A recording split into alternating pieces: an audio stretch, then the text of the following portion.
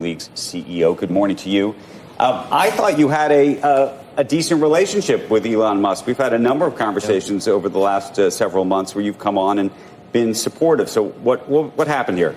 Well, so let's step back, right?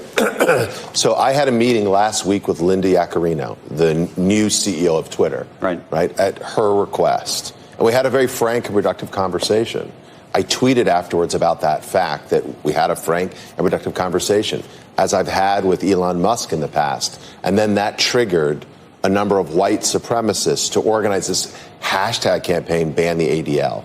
And you've got to understand, and we're used to this at the ADL, we regularly get attacked by the right and the left, but this campaign went viral very quickly with white supremacists, hardened anti-Semites and other people spreading it across the service. And it literally was a trending topic over the course of the weekend. Do you fundamentally believe that Elon Musk is anti-Semitic? I have never said Elon Musk is anti-Semitic. I've been on this show and said that I didn't think he was anti-Semitic.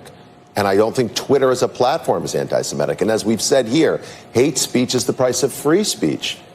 But let's acknowledge that when Elon Musk and the platform bring people, hardened anti-Semites back on, when they validate their rantings, when they algorithmically amplify them and allow it to spread. Like, Andrew, here's the thing. I have to deal with, as the head of the ADL, the real world consequences. So just put this in context. In the last few years, we've seen a historic rise of anti-Semitic acts of harassment, vandalism, and violence. Over the past month, we've seen dozens and dozens of swattings of synagogues, bomb threats against Jewish institutions. This past weekend, we had Nazis marching out in the open in Florida. It looked like a scene from Charlottesville. So the truth is that our community is vulnerable. People are on edge. And when Elon Musk is amplifying these people, it's very problematic. How out there are you, publicly and behind the scenes, talking to advertisers and telling them do not advertise on this platform? Are you doing that? We are not out there publicly or privately talking to advertisers. Okay. They will make the decisions that they want to. Frankly, it's true, we did call for a pause back in November after the acquisition. And then since then, since that initial statement, what we are doing is engaging with the management of the company, trying to help them make it better. Have you had any conversations with Linda Yaccarino since this weekend? We've exchanged text messages. And what is it? Look, it's hard for me to understand exactly what's happening over there. I understand they have a big business problem. I mean, Elon tweeted something I didn't know, that the advertising revenue's down 60%. Right. But look, brands are big boys and girls. They will make their own decisions. I mean, let's be clear here. This is the wealthiest man in the world running one of the most powerful media platforms on the planet. We're a nonprofit here in New York. So I think figuring out who has the power in this relationship is pretty clear to me. Jonathan, how do you rectify these two things? Zero tolerance for anti-Semitism. Sure. Zero tolerance for diluting the First Amendment. How do you do it? You can't, because Well, I think there are things you can do, right? So I think you can choose to amplify or de-amplify certain phrases and statements. Should crazy white supremacist Nazis be able to march? Well, of course they should be able to march. So they should be able to march. The ADL defended the right of Nazis to march in Skokie. Right, but it seems like it's come along. But maybe they shouldn't march right in front of the synagogue on a Saturday morning. Right.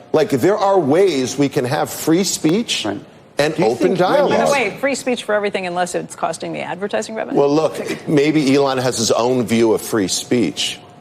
I can't explain what's going on in his head. When you spoke to Linda Yaccarino in person, what did you speak about? We talked about what she's trying to do with the platform and what they want to do in terms of make it a safe place, a better place, a healthier place for advertisers, for users, and I deeply agree with that. That's a better thing, not just for her and the business. It's a better thing for the world. If Twitter, this really important service. But then I'm trying to understand where the hate came in. Yeah. I mean, there's a lot of hate out there, unfortunately. and I'm Jewish, so I feel that. But but the hate that Elon Musk seemed to direct towards you, yeah. And I'm trying to understand what might have happened at that meeting or not. And I wonder how much some of it's Jonathan Greenblatt related, not ADL related, I think, isn't it? I don't know. Like, I'm not running a fan club here. My job is to keep Jewish people safe. Right, exactly. Right? You're and not it's here to really make friends, disturbing because we had a frank and productive conversation. And in fact, not only did I tweet it out positively, she replied to my tweet. But did she say to you that advertisers weren't coming back because you were telling them not to? No, I didn't hear that at all. I can't explain that. Because, again, I'm not engaged in a dialogue with advertisers about Twitter. What I am engaged with is keeping Jewish people safe. That's what ADL is doing 7 days of the week. Can I ask a question? Because I know this has been a critique of your organization and of many. Were you seeking to have some kind of either role at Twitter or any kind of donations made or other things? No. I only say that because there have been folks who've looked at these situations and felt that they were being shaken down. Look, I think, let me be honest about that, right?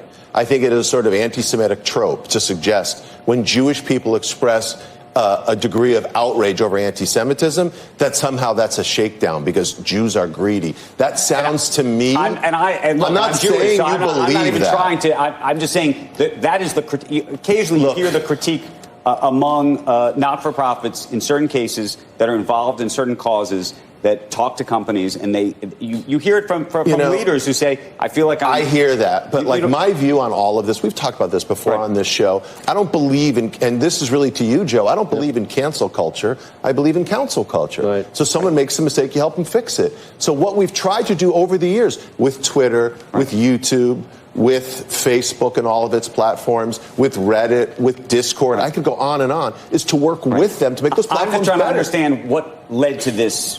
Whatever's happening here. That was why I asked. Well, again, I think Elon's a complicated person. I can't explain what prompted those tweets.